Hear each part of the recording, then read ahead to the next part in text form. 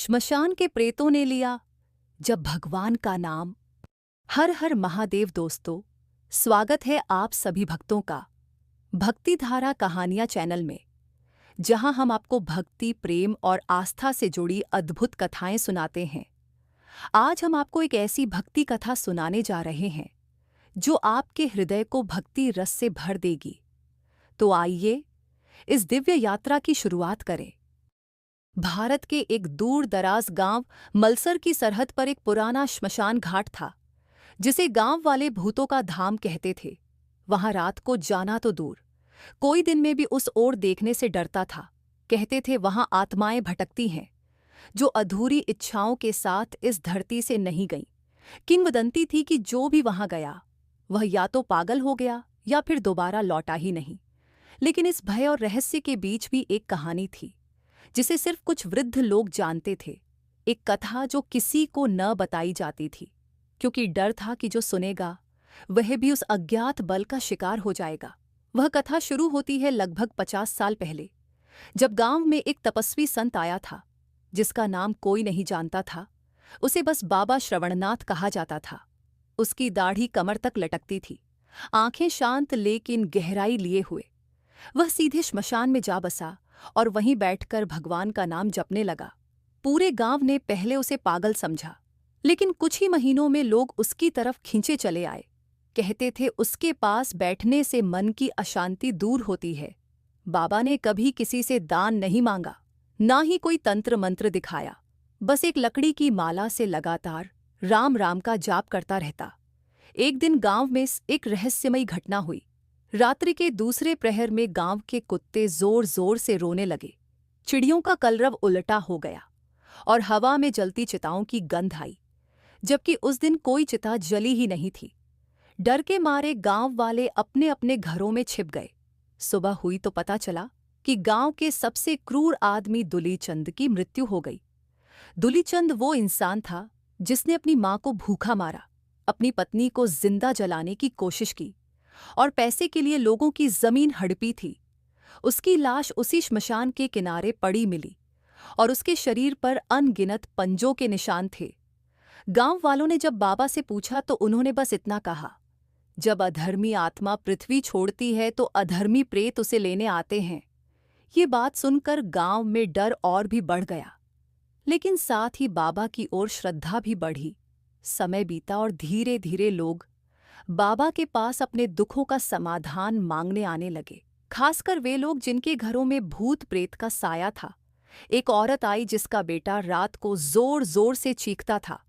बाबा ने कुछ नहीं किया, बस बच्चे के सिर पर हाथ रखकर हनुमान चालीसा पढ़ी और कहा, प्रेत से डरो मत, उसे प्रभु का नाम दो, वह भी मुक्ति चाहता है। और सच में बच्चा 2 दिन में बिल्कुल ठीक हो गया। इस चमत्कार से लोगों की श्रद्धा भक्ति में बदल गई। एक रात गांव के कुछ नौजवानों ने हिम्मत करके देखा कि बाबा श्मशान के अंदर कुछ प्रेतात्माओं से बात कर रहे थे। वे आत्माएं काली परछाइयों के रूप में थीं, लेकिन उनकी भाषा शांत थी और बाबा कह रहे थे, राम नाम लो, तुम सबका उद्धार होगा। उन नौजवानों ने यह बात पूरे गांव में फैला दी। अब तो लोगों को यकीन हो गया कि बाबा सिर्फ संत नहीं, कोई दिव्य पुरुष हैं, जिनका काम आत्माओं को मुक्ति देना है।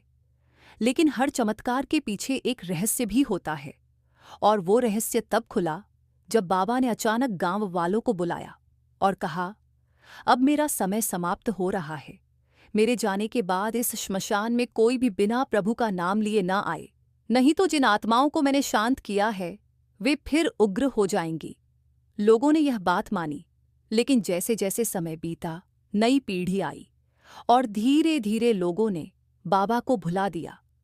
अब गांव में एक नया लड़का था, निखिल, जो शहर से पढ़कर आया था। उसने इन बातों को अंधविश्वास मानकर ठुकरा दिया।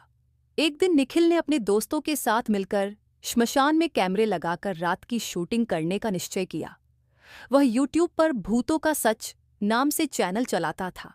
रात 12 बजे वह कैमरा लेकर श्मशान गया और वहां एक अजीब सा सन्नाटा था, जैसे समय थम गया हो। वह हंस रहा था, चिल्ला रहा था, अरे कोई है यहाँ, आओ मेरे कैमरे में कैद हो जाओ।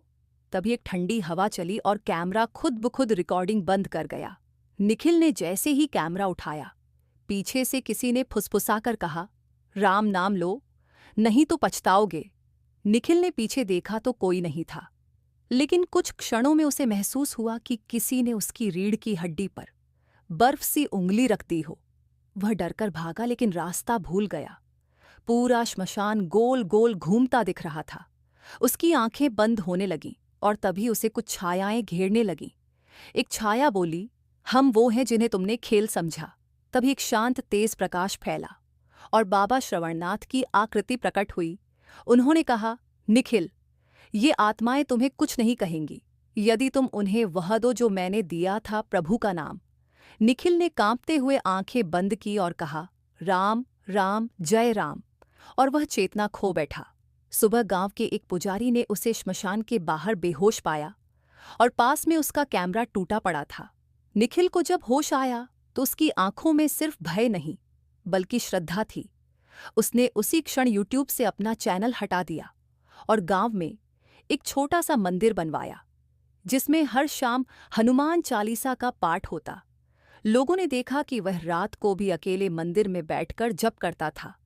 निखिल ने बाद में एक किताब लिखी, श्मशान के संत, जिसमें उसने स्वीकार किया कि विज्ञान बहुत कुछ कर सकता है, लेकिन आत्मा और भक्ति की शक्ति को नहीं नाप सकता।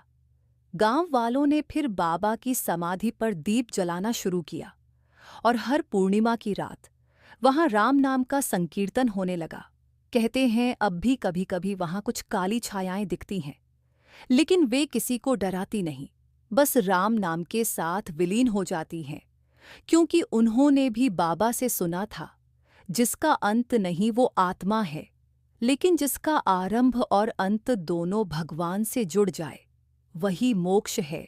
इस कथा ने पूरे गांव को बदल दिया और आज मलसर गांव को मुक्ति धाम कहा जाता है, वह जगह जहां प्रेत भी भगवान का नाम लेकर शांत हो जाते हैं।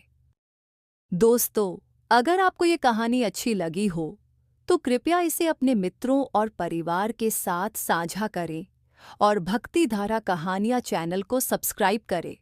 धन्यवाद।